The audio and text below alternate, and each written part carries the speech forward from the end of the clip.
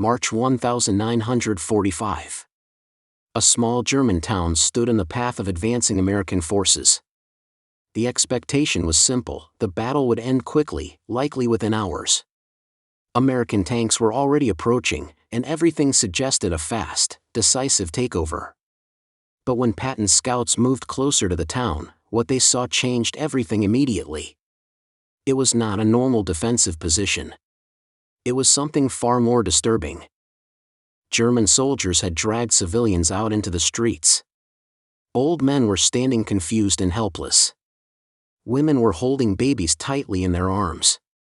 Children, some no older than 10 years old, were crying and trembling. These civilians were not being evacuated or protected. They were being used as human shields. Every defensive position, every machine gun nest, every tank line had civilians placed directly in front of it. Some of them were physically tied to barricades with rope. Others had guns pointed directly at their heads by German soldiers standing behind them. The message was unmistakable. If the Americans attacked, innocent people would die first. This was not confusion. It was a deliberate strategy. A calculated threat designed to force hesitation. Patton's officers immediately reacted. They recommended pulling back. They suggested waiting. They proposed negotiations, possibly through the Red Cross. No American commander wanted innocent blood on their hands. Every option was cautious, slow, and focused on avoiding civilian casualties at all costs. But when the report reached General Patton, his reaction was completely different.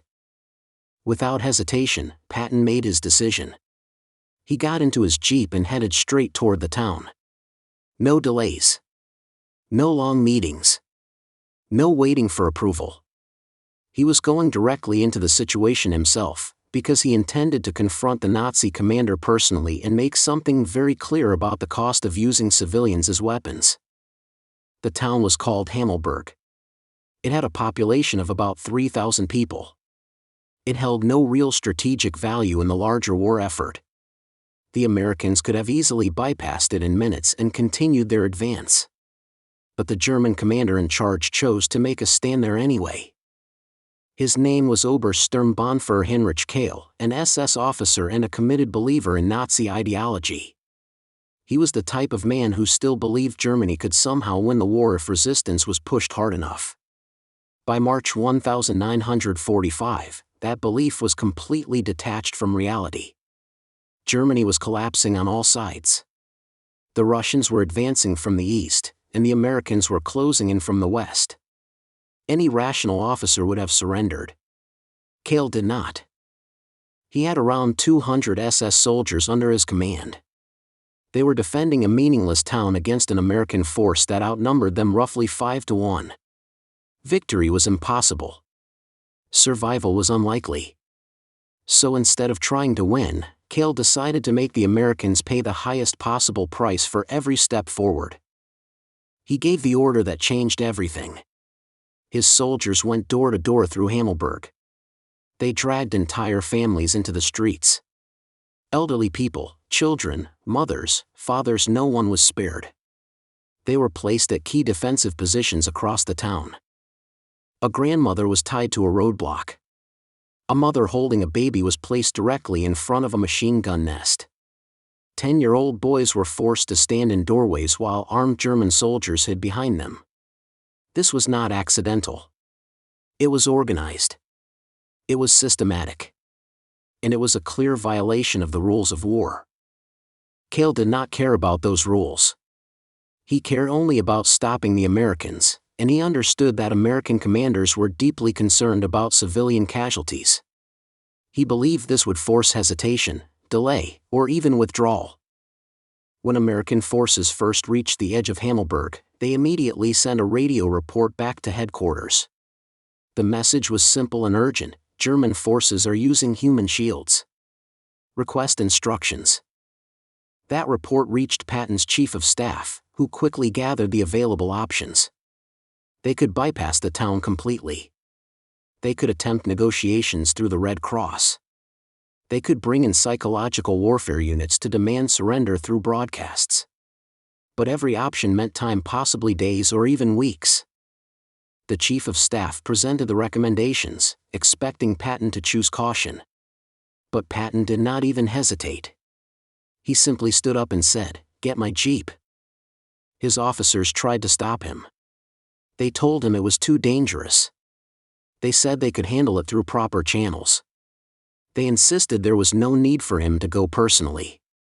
Patton ignored all of it. He put on his helmet with 3 stars, checked his revolvers, and got into the jeep. He did not go alone. 2 jeeps went forward. Patton, his driver, an aide, and 4 military police officers accompanied him. That was all. When they reached the forward American position, the company commander attempted to brief him, but Patton cut him off immediately. He demanded to be shown where the Nazi commander was. He was told the town hall was the center of control. It was surrounded by civilians being held at gunpoint. Patton nodded once and then did something no one expected. He ordered a white flag. An aide tied a white cloth to a rifle. Slowly, Patton's jeep rolled into Hammelburg under a flag of truce. German soldiers watched in disbelief. An American general had just driven directly into their defensive position. The jeep stopped in the town square, about 50 feet from the town hall. Civilians were everywhere crying, terrified, desperate. Some tried to move toward the Americans, but German soldiers pushed them back violently. Then Kale appeared on the steps of the town hall. He was wearing his SS uniform, his officer's cap, and a pistol at his side. He looked at Patton and smiled. "General Patton, I am honored. I did not expect you to surrender personally." Patton stepped out of his jeep. His military police stayed close, weapons ready but lowered. Patton spoke in fluent German, his tone cold and direct. "I am not here to surrender. I am here to give you one chance to release these civilians." Kale laughed. He actually laughed out loud. "Why would I do that? They are the only reason you have not attacked." Patton stepped forward. "You think hiding behind children makes you safe?" Kale's smile faded slightly. "It makes you hesitate. That is enough." The square went completely silent. Civilians were watching. German soldiers were watching. American MPs were watching. Everything depended on what happened next. Patton spoke loudly so everyone could hear. "You are not the first coward I've met who thought civilians could protect him." Kale's expression hardened. Patton continued, "I am giving you 10 minutes.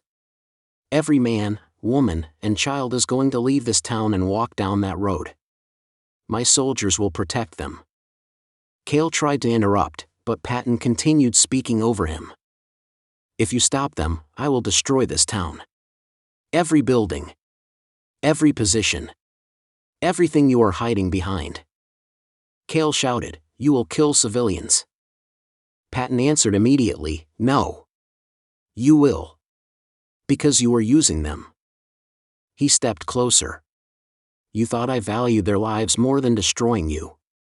You were half right. I do value their lives. That is why they get 10 minutes. But I value destroying men like you even more." Kale moved toward his pistol. The American MPs raised their rifles instantly. Patton did not move. "Go ahead. Draw it." Kale stopped. Patton turned and spoke to the civilians. "You have 10 minutes. Walk now." At first, nobody moved. Then one woman grabbed her child and ran. A German soldier raised his rifle and fired, but an American MP shot him instantly. That moment broke everything. Civilians began running in waves. Within 8 minutes, the square was empty. The German defensive line collapsed into chaos. Kale stood alone. Patton looked at him. 2 minutes. Surrender or die here."